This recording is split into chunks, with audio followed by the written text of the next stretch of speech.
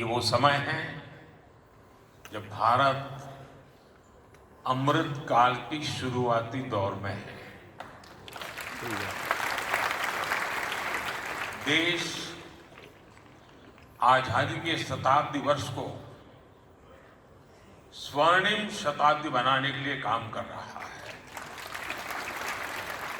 इस साल हमारे संविधान को भी 75 वर्ष होने जा रहे हैं।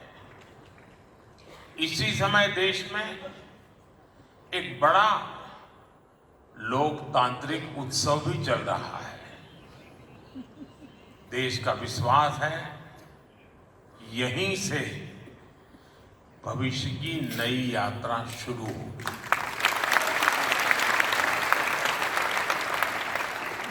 इन सारे संयोगों के बीच आज हम यहां एक साथ उपस्थित हैं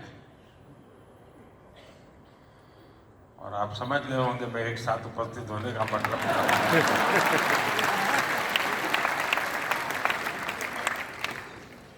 मेरा आप लोगों से जुड़ा बहुत पुराना है। हर फिरके की अपनी एक दुनिया है।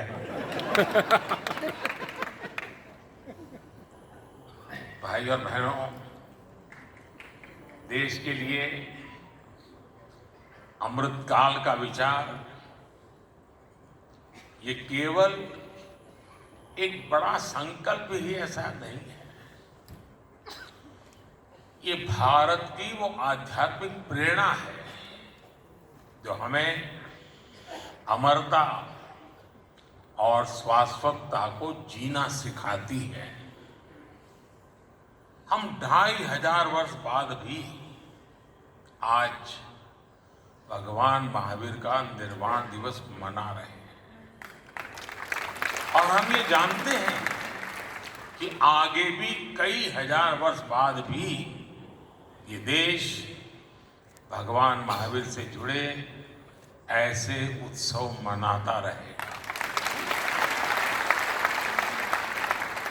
सदियों और सहस्राब्दियों में सोचने का ये सामर्थ्य, ये दूरदर्शी और दूरगामी सोच, इसलिए ही भारत न केवल विश्व की सबसे प्राचीन जीवित सभ्यता है बल्कि मानवता का सुरक्षित ठिकाना भी है। ये भारत ही है जो स्वयं के लिए नहीं सर्वम के लिए सोचता है। ये भारत ही है जो स्व की नहीं सर्वस्व की भावना करता है। ये भारत ही है जो अहम नहीं वयम की सोचता है। ये भारत ही नहीं जो इति नहीं अपरिमित में विश्वास करता है। ये भारत ही है जो नीति की बात करता है, नेति की भी बात करता है। ये भारत ही है जो पिंड में ब्रह्मांड की बात करता है, विश्व में ब्रह्म की बात करता है, जीव में शिव की बात करता है।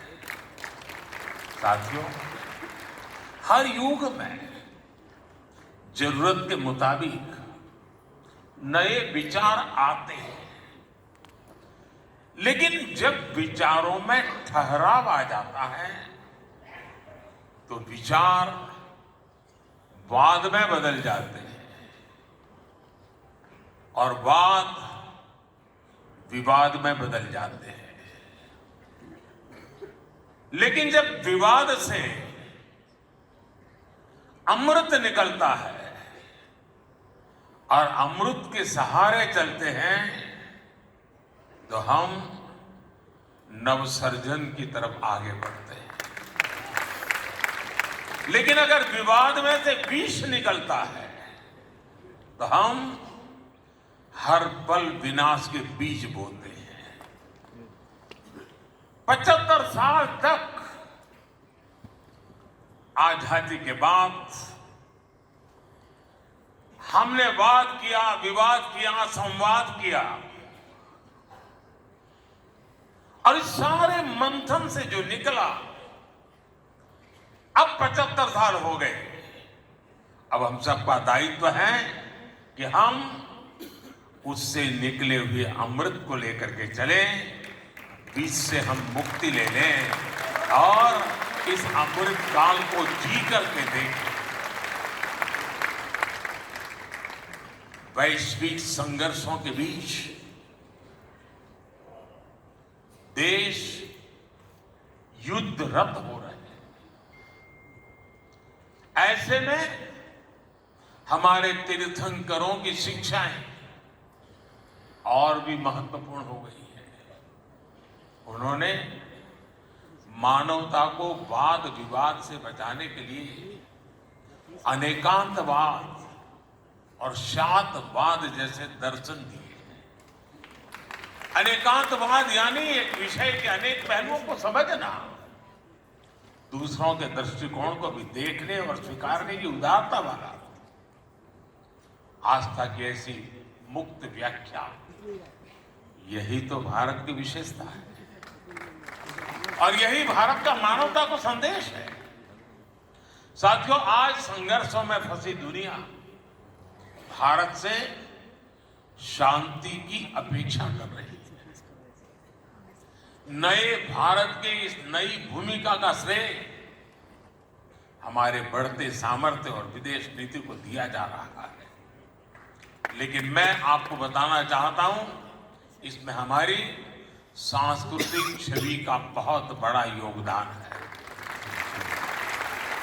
आज भारत इस भूमिका में आया है क्योंकि आज हम सत्य और अहिंसा जैसे व्रतों को वैश्विक मंचों पर पूरे आत्मविश्वास से रखते हैं। हम दुनिया को ये बताते हैं कि वैश्विक संकटों और संघर्षों का समाधान भारत की प्राचीन संस्कृति में है, भारत की प्राचीन परंपरा में है। इसलिए आज विरोधों में भी बटे विश्व के लिए भारत विश्व बंधु के रूप में अपनी जगह बना रहा है। क्लाइमेट चेंज ऐसे संकटों के समाधान के लिए आज भारत ने मिशन लाइफ जैसे ग्लोबल मूवमेंट की नींव रखी है। आज भारत ने विश्व को one earth, one family, one future का विजन दिया है। क्लीन एनर्जी और सस्टेनेबल डेवलपमेंट के लिए हमने वन वर्ल्ड, वन सन, वन ग्रिड का रोडमैप दिया है। आज हम इंटरनेशनल सोलर अलायंस जैसे फ्यूचरिस्टिक ग्लोबल इनिशिएटिव का नेतृत्व कर रहे हैं। हमारे इन प्रयासों से दुनिया में एक उम्मीद ही नहीं जगी है, बल्कि भारत की प्राचीन संस्कृति को लेकर विश्व का नजरिया भी बदला है। साथियों, जैन धर्म का अर्थ ही है जीन का मार्ग, यानी जीतने वाले का मार्ग। हम कभी दूसरे देशों को जीतने के लिए आक्रमण करने नहीं आए। हमने स्वयं में सुधार करके अपनी कमियों पर विजय पाई है। इसलिए मुश्किल से मुश्किल दौर आए, लेकिन हर दौर में कोई न कोई ऋषि, मनीषी हमारे मार्गदर्शन के लिए प्रकट हुआ। बड़ी बड़ी सभ्यताएं नष्ट हो गई, लेकिन भारत ने अपना रास्ता खोज ही लिया। भाई और बहनों, आप सबको याद होगा, केवल 10 साल पहले ही हमारे देश में कैसा माहौल था। चारों तरफ निराशा, हताशा, ये मान लिया गया था कि इस देश का कुछ नहीं हो सकता। भारत में ये निराशा भारतीय संस्कृति के लिए भी उतनी ही परेशान करने वाली बात थी। इसलिए 2014 के बाद हमने भौतिक विकास के साथ ही विरासत पर गर्व का संकल्प भी लिया। आज हम भगवान महावीर का 2550वां निर्वाण महोत्सव मना रहे हैं। इन 10 वर्षों में हमने ऐसे कितने ही बड़े अवसरों को सेलिब्रेट किया है। हमारे जैन आचार्यों ने मुझे जब भी आमंत्रण दिया, मेरा प्रयास रहा है कि उन कार्यक्रमों में भी जरूर शामिल रहूं।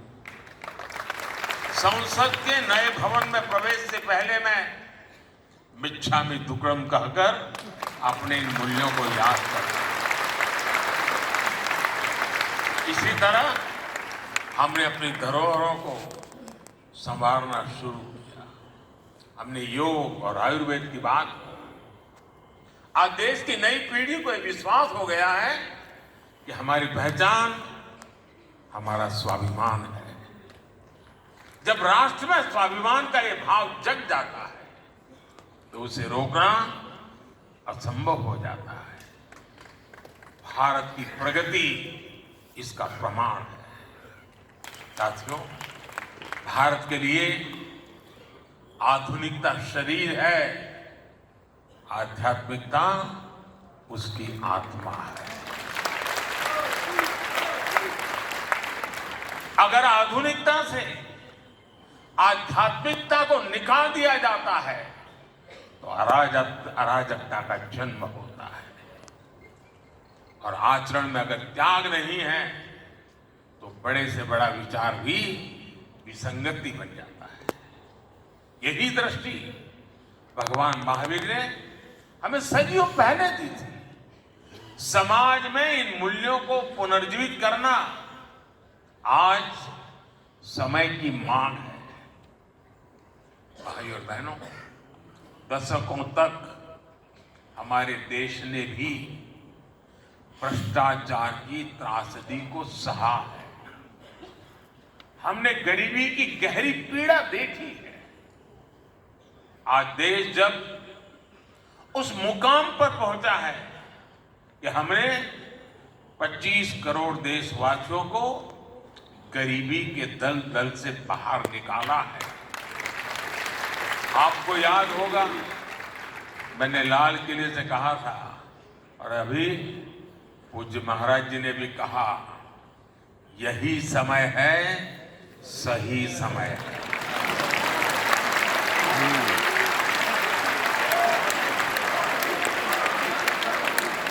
यही समय है कि हमारे समाज में अस्तेय अहिंसा के आदर्शों को मजबूत करें।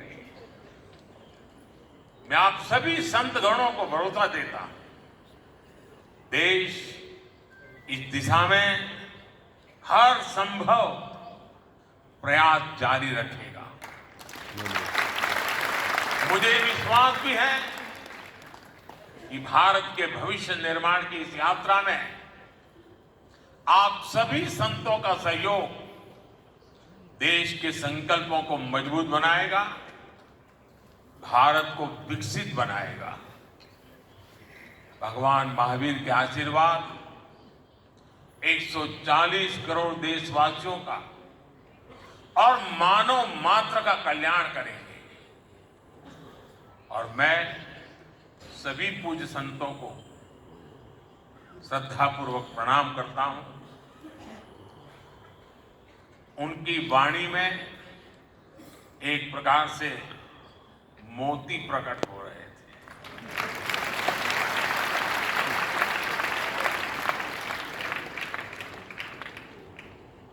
चाहे नारी सशक्तिकरण की बात हो,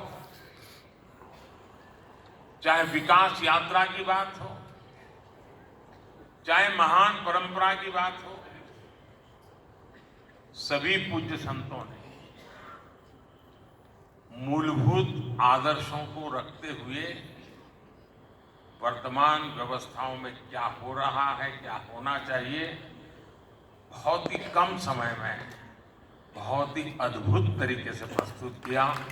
मैं इसके लिए उनका हृदय से बहुत बहुत आभार व्यक्त करता हूं और मैं उनके एक एक शब्द को आशीर्वाद मानता हूं। तो मेरी वह बहुत बड़ी पूंजी है और देश के लिए उनका एक एक शब्द प्रेरणा है, ये मेरा कन्विक्शन है।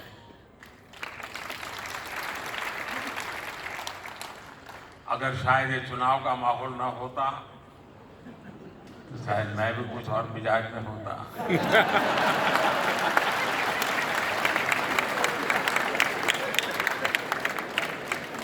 लेकिन मैंने भरपूर कोशिश की है कि उन चीजों को बाहर रख करके आऊं।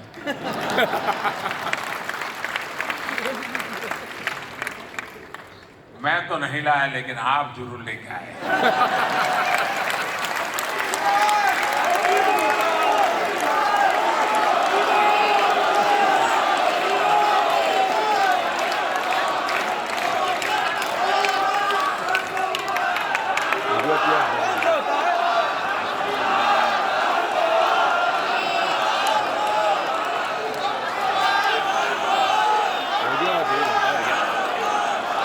यही चाहिए वैसे। 350 लेकिन इन सब के लिए नहीं आएगी क्या? गर्मी कितनी ही क्यों न हो, जब घर में से निकलने की नौबत आए तभी इंतजार मत करना कि गर्मी कम होगी तब शाम आएगी। को जाओ। ठीक है। ठीक है। और कमल का तो हमारे सभी संतों महंतों भगवंतों के साथ सीधा सीधा जुड़ाव है।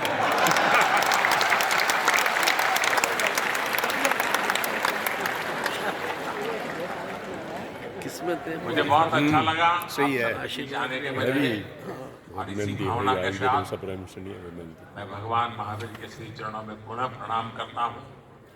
मैं आप सब संतों के चरणों में प्रणाम करता हूँ। बहुत बहुत धन्यवाद।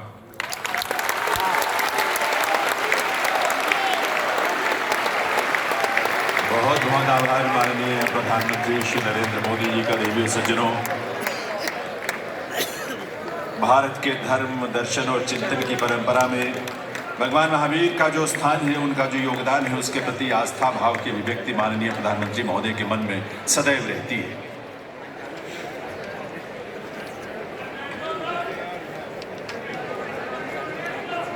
वापस गया नमस्कार।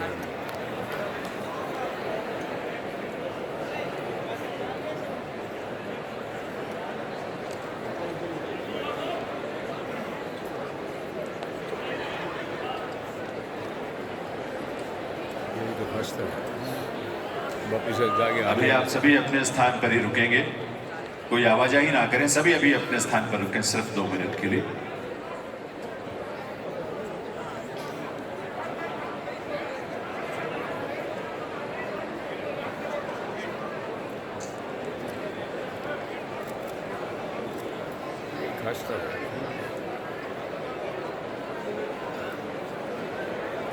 कोई आवाजाही ना करें, सभी अपने स्थान पर रुके प्लीज। नीचे उतरने के बाद वापस जाना, यही एक बैंड।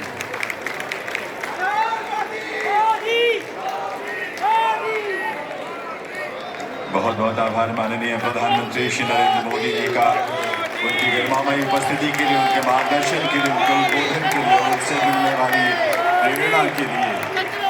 भगवान महावीर जन्म कल्याण के अवसर पर आयोजित इस कार्यक्रम में पधार कर महोदय, आपने उसी आस्था को जो भगवान महावीर के प्रति आपके मन में सदैव रहती है, उसी को अभिव्यक्त किया है।